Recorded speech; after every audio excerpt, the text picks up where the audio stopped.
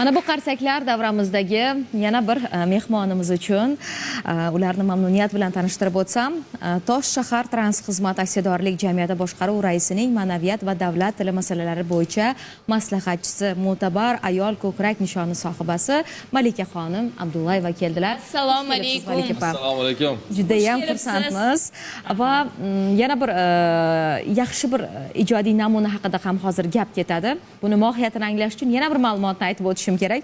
O'zbekiston Respublikasi mustaqilligining 34 yilligi munosabati bilan Tosh shahar Transxizmat aksiyadorlik jamiyati tomonidan avtobus haydovchilarini mast qiluvchi fidoyi haydovchilar nomli qo'shiq yaratildi. Aynan mana shu avtobus haydovchilarini sharafli kasblarini ulug'lab, mana shu qo'shiqqa Malika opam chiroyli so'z yozib berganlar. Matn muallifi Malika opam bo'ladilar. Xush kelibsiz Malika opa.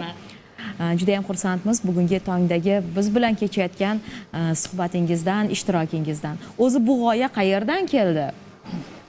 Avvalambor assalomu alaykum hurmatli tomoshabinlar. Xush kelibsiz. Avvalambor mana shu amon ko'rsatuvga taklif qilganlaringiz uchun juda ham o'zim minnatdorchiligim bildiraman butun jamiyatimiz nomidan.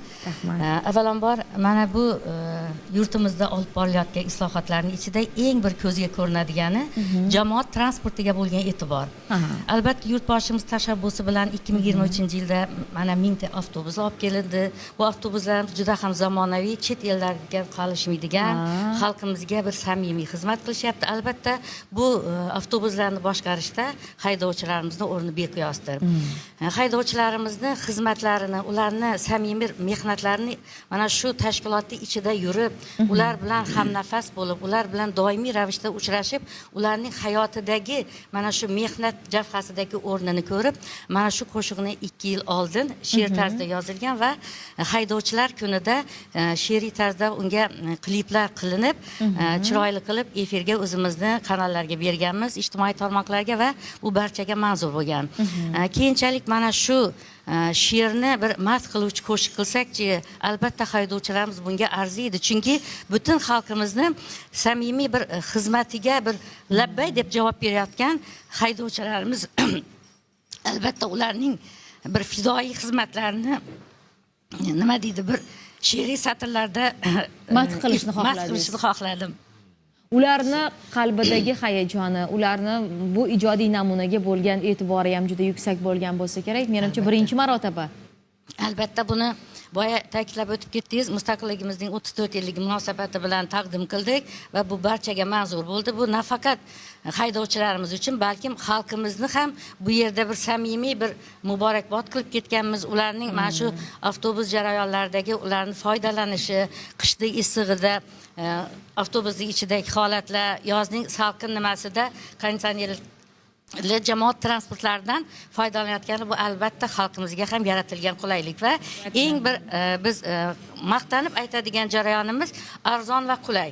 Chunki mana shu jahonda 5 ta eng arzon jamoat transporti bo'ladigan bo'lsa, bittasi O'zbekistonda. Mana 1700 so'mga xalqimiz bemalol manzilga yetib oladi. U shahar boshidan bu boshiga bemalol yeta oladi. Bu ham xavfsiz, ham har tomonlama qulay hisoblanadi. Shuning uchun albatta haydovchilarimizni mast qilishga arziydigan bir qo'shiq bo'ldi deb o'ylayman. Bizani o'zimiz ham Malika opa, mana efirda bo'ladigan kunimiz ertalab soat 4 da turamiz. Bu haftada bizda 2-3 marotaba kuzatilsa, haydovchilarimizda har kun. Albatta. Ular erta tong, chunki birinchi avtobus yo'nalish bo'yicha harakati soat 5:00 da amalga oshiriladi, to'g'rimi? Albatta. Uning uchun avtoparkka kelishgan, salomatligini tekshirib ko'rishgan. Undan ertaroq kelishadi. Albatta soat 4larda nimada bo'lishadi, avtobus saroylarida bo'ladi, ishxonada bo'lishadi. Ularni har tomonlama psixolog ko'rigidan o'tishadi, suhbatdan o'tishadi. Mana shu vrachlarni ko'rigidan o'tishadi. Albatta bu jarayon haydovchilarimizni xavfsiz yo'lovchilarni o'z manziliga yetkazishda bir bexavotir ish jarayonini boshlashga olib keladi.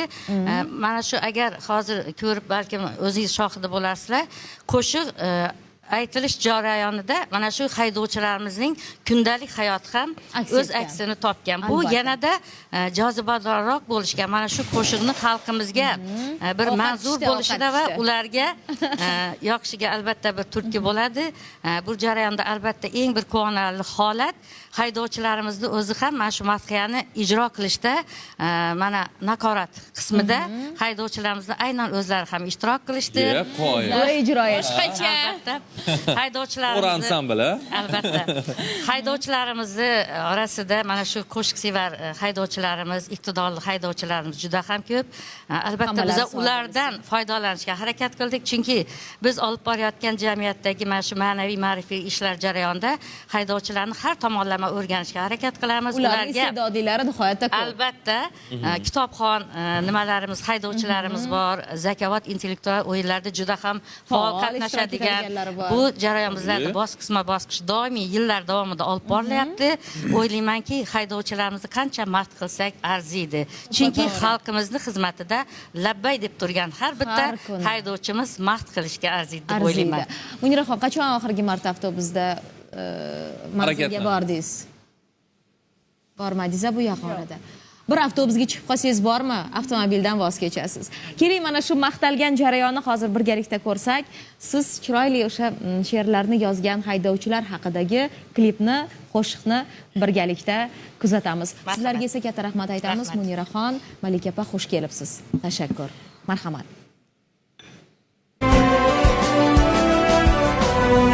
Kunu tun xizmatdasiz mehnatkash haydovchilar, safaringiz bexatar bo'lsin der yo'lovchilar. Oq yo'l sizga zahmatkash fidoyi yo'lboschilar, mehnatingiz sharafli, charchamang haydovchilar. O'zbegimning faxrisiz bor bo'ling haydovchilar. Qo'lingiz rulda hardam, ko'zingiz yo'lda mudom. Xalqimiz xizmatiga beminnat shaysiz hardam. Tasanno deymiz sizga beg'araz xizmatchilar. Yurtdoshimiz qo'llagan, uzoq manzil ko'zlagan, qadringiz buyuk qilgan, el yurtga suyuk qilgan. Qulay va zamonaviy avtobuslar shay qilgan, hech kimdan kam qilmaydi, yurt oldida afv qilgan.